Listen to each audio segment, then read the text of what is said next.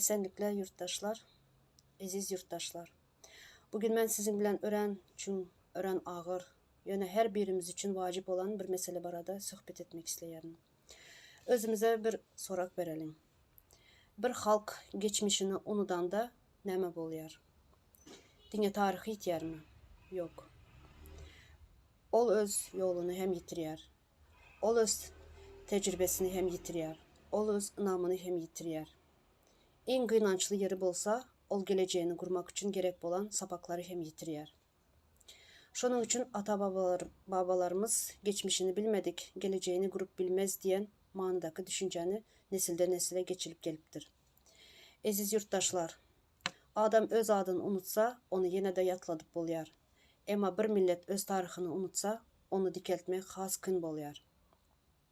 Sebebi tarih diyen kitaplarda yazılan vakalar değil. Tarih bu halkın başından geçirilen sınavlardır. Tarih bu halkın kazanan tecrübeleridir. Tarih bu halkın ruhudur. Şunun için cemiyetçilik yadı öğren mühümdür.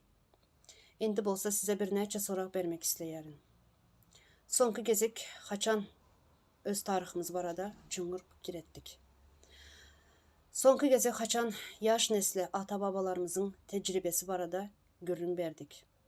Sonki gezek haçan öz özümüze biz gelecek nesillere nehil cemiyet kaldırarız diyen sorak verdik. Bu sorakların cevabı bizim geleceğimizi keskitleyer. Kâ vaxt biz dine şu günkü kınçılıkları görüyoruz. Emma şol kınçılıkların köpsünün kökü geçmişte yatır.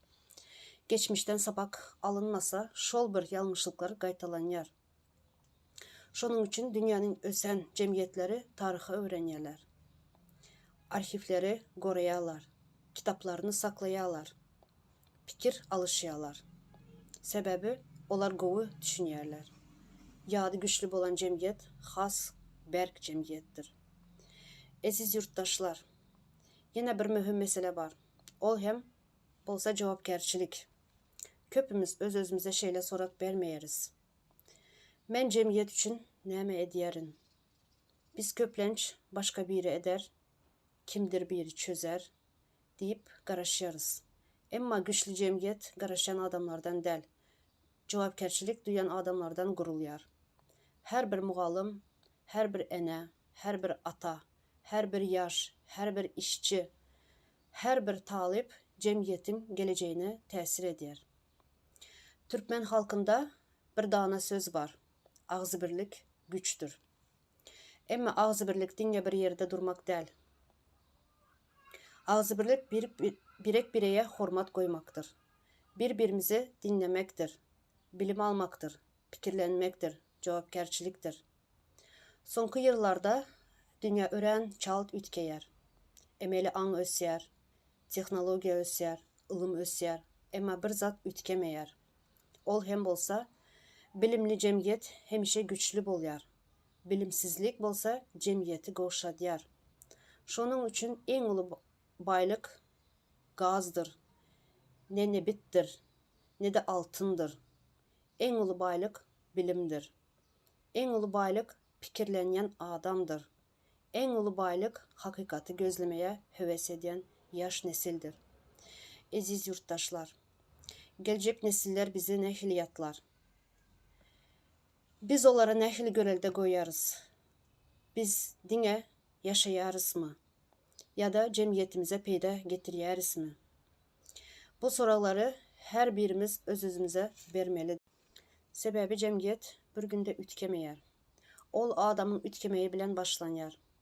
Sonra maşkala ütkeyer, sonra obalar ütkeyer, sonra şehirler ütkeyer. Ahırında bolsa bir cemiyet ütkeyer. Aziz yurttaşlar, siz hiç özünüze şu soruğa verdiniz mi? Näme üçün käbir halklar kın günleri yengip geçer? Käbirleri bolsa şol günçülükler qaytalap yaşayar. Cevabın biri cemiyetçilik yadıdır. Cemiyetçilik yadı bu dine tarihi yatlamak değil. Ol halkın tecrübesi, sapağı ve cevapkerçilik duygusudur. Geçmişten sapak almadık cemiyet şol bir yanlışlığı təzelden qaytalap biler. Emma geçmişini öğrenen halk geleceğini has payhaslı kuruyar. Cevapkerçilik dine yolbaşçıların borcu değil.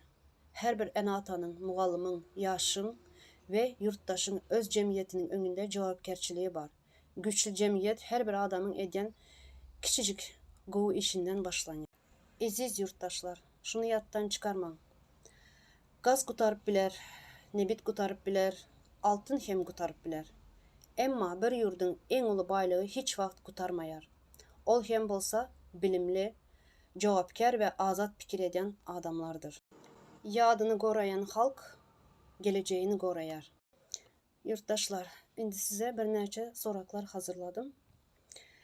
Menin en halayan sorağım. Sizin fikrinizce bir halk öz tarixini unudanda ilkinci nəməni yitiriyər? İkinci, cemiyette güçlendiren en ulu baylık nəmə?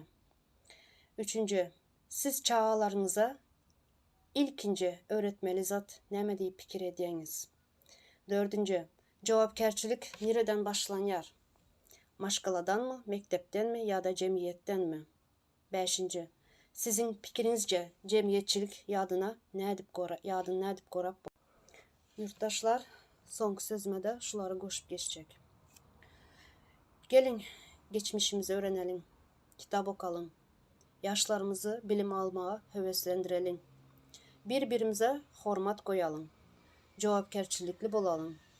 Sebebi geçmişini yattan çıkarmayan halk öz geleceğini has berk kuryar. Bilim bilen yaşayan halk hemişe ösyer. Cevapkerçiliği duyan halk bolsa hiç kaçan umidini yitirmeyer. Goy halkımızın yadı berk bolsun. Goy yaşlarımız bilimli bolsun. Goy geleceğimiz akıl, ağız birlik ve cevapkerçilik bilen kurulan gelecek bolsun. Sağ olun aziz yurttaşlar.